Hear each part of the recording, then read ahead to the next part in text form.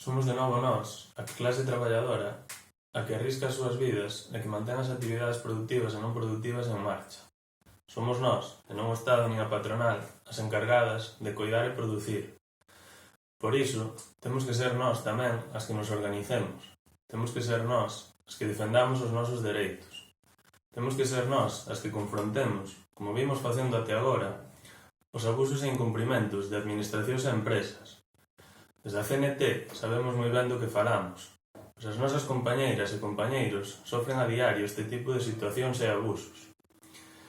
Con todo, e gracias ao apoio mutuo e a solidaridade do resto das compañeiras, é que cada día somos máis e máis fortes, que cada día crecemos un paso máis e conseguimos unha nosa victoria para seguir avanzando co noso obxectivo, que cada día aumenta a nosa presenza dentro de concellos e empresas que non se senten cómodas ca nosa integridade. Por iso, este 1 de maio, e cando finalmente acabe o estado de alarma e poidamos sair ás rúas, non esquezas a importancia de estarmos organizadas. Este 1 de maio, e agora máis que nunca, orgullo de clase traballadora.